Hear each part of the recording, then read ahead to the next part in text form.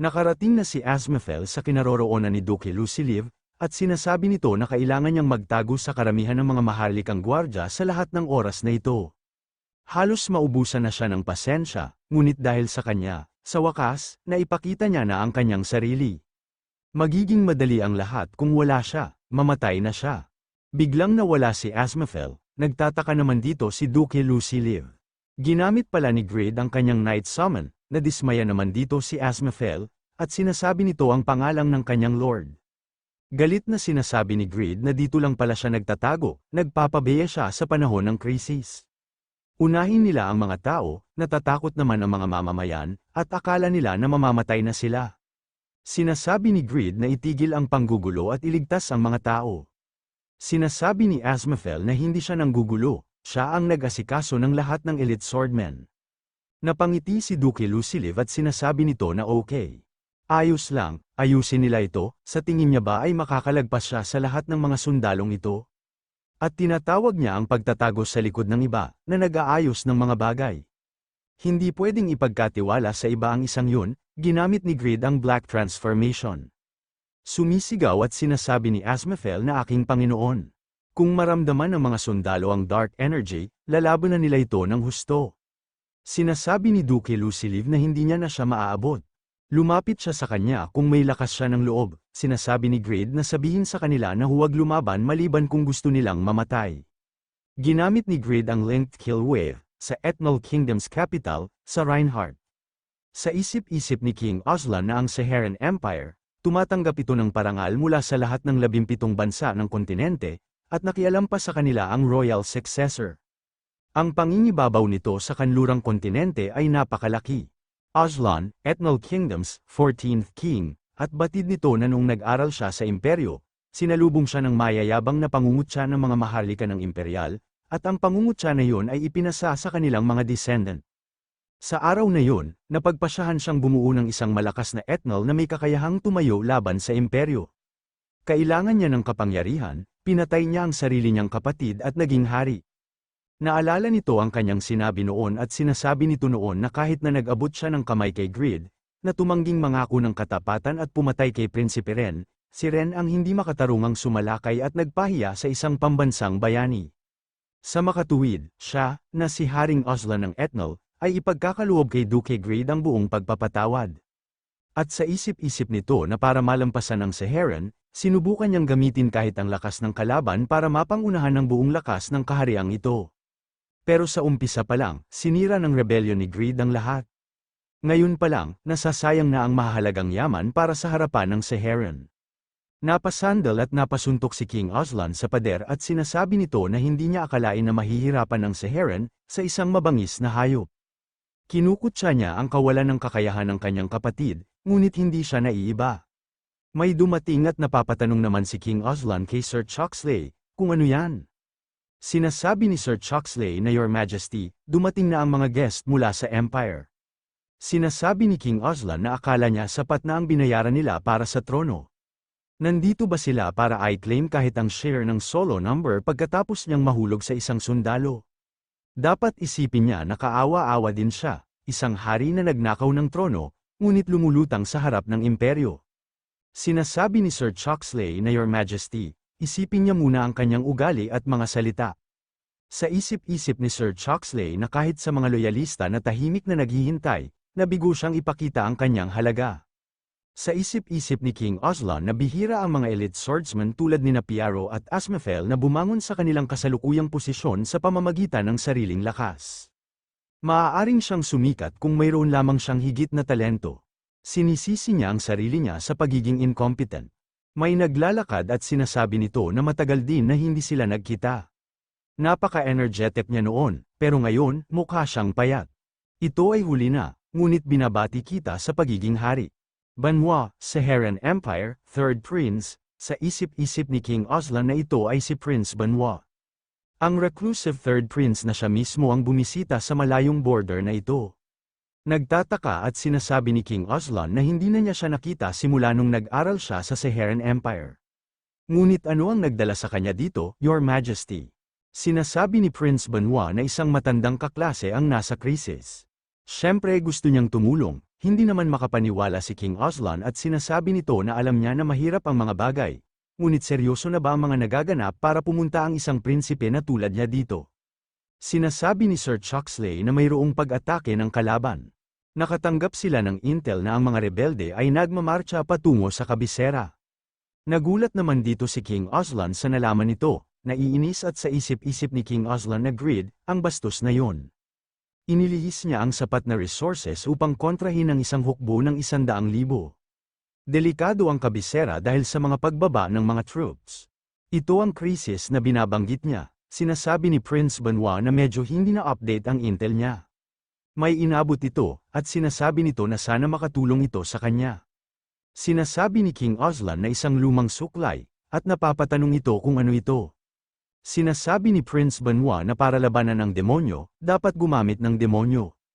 Ito ay isang kagamitan para mag-summon ng Great Demon. Gamitin niya sana ito ng maayos, sa isip-isip ni Prince Benoit na gumawa ng malaking gulo hanggat maaari, habang hinahanap niya si Piaro at ang Amethyst Shield. Sinasabi ng system na matagumpay na naihatid ni Prince Benoit ang summoning tool, tumaas ng 10 ang iyong level dahil sa clear reward ng quest, nakakuha ka ng 10 stat points, nakuha mo ang Galbuz's Staff. Ang quest na Great Demon Summon ay naging Great Demon Summon General. Great Demon Summon General. Difficulty, SS. Tapat na lingkod ng Yatan, dahil sa iyong pagsisikap, malapit na ang pagbaba ng dakilang demonyo. Ang natitira na lang ngayon ay maghintay. Clear conditions, Aslan's Great Demon Summon. Clear reward, depende sa summon na demon. Sinasabi ni Rose na ganito ang koneksyon ng kwento. Dahil sa mga overgeared, mas maagang dumating ang pagkikita ng dalawa. Ito si Rose, at siya ang rank 1 sa Black Magician, siya ang 8th servant ng Yatan. Sa isip-isip ni Rose na pagkatapos maging lingkod ng Yatan kapalit ni Yura, nanumpa siyang bubuo ng mundo para sa simbahan ng Yatan. Pagkatapos ng 3 buwan ng pagsunod kay Benoit, mabilis ang paglalahad ng kwento. Napapatanong si Prince Benoit kung sapat ba ang sakripisyo ng Reinhardt. Tinatanong ni Rose kung tapos na ba, tumugon naman ito sa tanong ni Benoit at sinasabi nito na oo. Bilang isang pangunahing lungsod, marami itong sariwang birhen para sa ritual, ngunit ang hari ng Etnal, na sumasalungat kay Yatan, ay iaalay ang kanyang mga tao para sa isang demon summoning.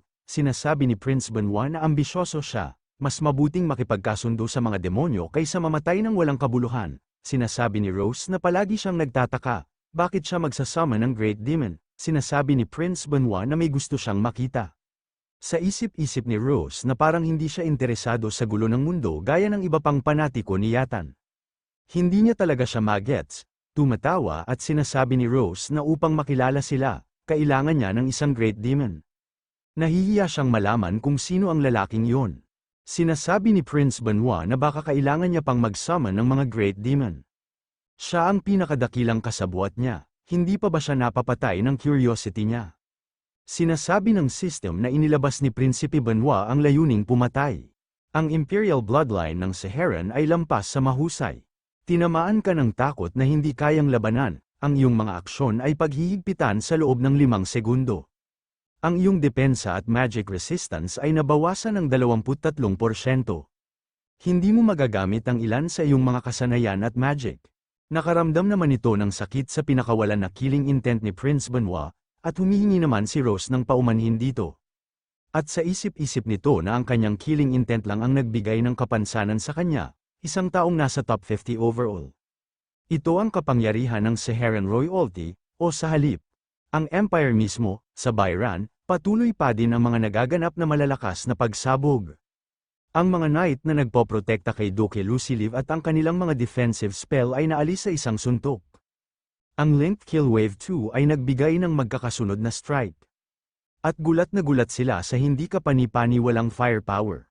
Sa isip-isip ni Grid na sa pamamagitan ng demonic power, nalagpasan niya ang 10,000, at ang power at ang agility ng Black Transformation ay parang skyrocketed. Sinasabi ng system na ang Black Transformation ay nadagdagan ng attack, intelligence, at agility ng plus 30%. Sinasabi ni Lucilive na lahat sila ay walang kwenta. Hindi nila mahadlangan ng isang kalaban, nagulat naman dito si Grid at sinasabi nito na gaya ng inaasahan sa isang duke. Nakagawa siya ng isang nakamamatay na suntok, ngunit nagawa niyang kayanin ng linked kill waves upang mabuhay.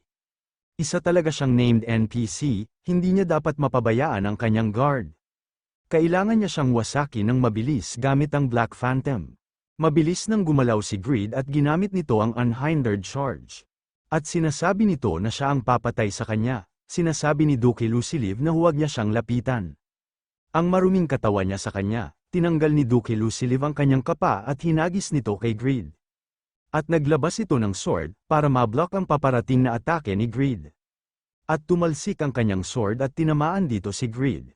Sinasabi ni Duke Luciliv na iukit ang lakas ng eskrima ng imperial ng Ethnal sa iyong laman at mamatay. Sinasabi ng system na nakakuha ka ng 2,500 damage. Nagtataka at sinasabi ni Duke Luciliv na yun lang ang pinsalang ginawa niya. Paatake na si Greed at sinasabi nito na ano sa tingin niya, na mabubuhay siya ng magpakailanman. At sinasabi nito na mamatay na siya, may sumisigaw at inutos nito sa magic unit na protektahan ang Duke. Nagkaroon ng shield ang Duke, at nabigla naman dito si Greed. At bigla nilang inatake si Greed ng kanilang magic. Nagtataka at sa isip-isip ni Greed na mayroon siyang 10 layer ng magic shield. At napapatanong ito kung ilang mages pa ba ang natitira sa kanila. Nangungut siya at sinasabi ni Duke Luciliv na sa huli, hindi niya siya maabot. Maaari siyang mabuhay muli, ngunit sa sumpa ng battlefield, aabutin ito ng mga araw. Pagkatapos, babalik siya, na para wala nang natira. Nanalo na ang Ethnal, ito na ang iyong execution, bigla naman nagpakawala ng aura si Greed, at nagulat naman ang mga magician dito. Gulat na gulat ang isang sundalo at napapatanong ito kung ano yun. Isa itong overwhelming na enerhiya, at ito ay hindi katulad ng anumang naramdaman niya mula sa sinumang maharlika. At batid ng isang magician na isa itong pure light. At napapatanong ito kung sino siya. Sinuot ni Greed ang Holy Light Crown. Sinasabi ni Greed na umatras ang lahat, mabilis niya nang tatapusin ang mayabang na brat na ito. Nalilito at sa isip-isip ni Duke Luciliv na mayroon siyang anyo na minsang inilarawan sa mga sinaunang teksto bilang demonyo, at ngayon ay ginagaya ang hitsura ng isang Diyos. At ang banal na aura na yun mula sa isang tao lamang. Siya si Luciliv, nakababatang kapatid ng yumaong haring na si Visboden at tiyuhin ng haring na si Aslan. Paano ang isang mababang anak na tulad niya ay makaramdam ng takot sa kanya, ang pinakamataas na dugong maharlika sa kaharian ng Ethnal? Hindi nagtatagal ang appearance ng mga bluff, sumisigaw at sinasabi ng mga sundalo na protektahan ng Lord Luciliv. Sinasabi ni Duke Luciliv na aaminin niya, Greed, hindi siya mahina. Ngunit hawak niya pa rin ang kapangyarihan ng kaharian. Ihahagis niya ang bawat huling sundalo at salamangkero na naiwan niya sa iyo para gawing bangkay siya. Sinasabi ni Greed na patuloy siyang nagtatago sa likod ng iba habang ipinagyayabang ang kanyang lakas. Dapat niya ba siyang patahimikin at putulin niya ito sa kalahati? Ang tunay na lakas ay hindi sa bilang, ito ay mapapatunayan kung sino ang humihinga sa dulo. Pinakawalan na ni Greed ang kanyang pinnacle kill, sinasabi ng system na lubos na binabaliwala ang depensa ng target. Napapasigaw na lang si Duke Luciliv, at binabanggit nito ang pangalang ni Greed. At may malakas na pagsabog, at makikita ang abo na nagkalat sa paligid, at sa makapal na abo, may makikita na may nakataas na sword, na wala na ang makapal na abo, at maririnig ang pagsigaw ni Greed at sinasabi nito na patay na ang commander ng kalaban, inutos ni Greed na ibaba na ng lahat ang kanilang sandata. Sinasabi ng system na matagumpay muna nabawi ang Bayran, nakuha mo ang title na Confront 100,000 Enemies, Confront 100,000 Enemies. Type, Passive, kung mas maraming kalaban ang nasa paligid mo, mas mataas ang iyong depensa. May limitado ang pagtaas, napahawak si Greed sa kanyang ulo at sinasabi nito na nakakapagod yun. Lumapit naman si Asmaphel kay Greed at sinasabi nito na my lord. Eto na ang mga tao ng Bayran na inilikas nila, nagpapasalamat naman ang mga mamamayan ng Bayran at sinasabi nila na salamat sa hindi pag-iwan sa kanila. Maririnig sa buong mamamayan ang pagsigaw nila, at nagpapasalamat silang lahat. Sa isip-isip ng isang tao na upang iligtas ang mga tao, nag-iisa siyang tinalo ang 100,000 sundalo at nagtagumpay. Isang supreme ruler na higit na pinapahalagahan ng bayan kaysa sa kanyang sarili at maaaring protektahan sila. Masaya ang mga tao, isang ordinaryo mamamayan lang sila tulad nila, pero iba siya sa ibang Panginoon. Dahil lamang sa sila ay ipinanganak sa iba't ibang lupain, sila ay nahaharap sa kamatayan sa iba't ibang dahilan. Ito ang ibig sabihin ng maging subject, Lumapit na ito kay Grid at sinasabi nito na alam nila kung ano ang mangyayari sa mga lumusab na tropa at mga nanggulo. Tinatanggap nila ang pagbitay sa kanila, ngunit nakikiusap sila na hayaan silang magpadala ng pagpapaalam na sulat sa kanilang mga pamilya. Sinasabi ni Grid na ipadala nila ang kanilang sarili. Hindi naman naintindihan ito ng sundalo at sinasabi nito na paumanhin. At napapatanong ito kung ano ang ibig niyang sabihin. Sinasabi ni Grid na patuloy silang mabuhay sa kanyang lupain, hanggang sa araw na muli ninyong makita ang kanilang mga pamilya. Ang lakas ng mga tao ay nasa kaligtasan, sabay silang magbabantay sa kanila, sa isip-isip ng sundalo na tiyak na masusuklian nila ang biyaya ng pagkakaligtas nila.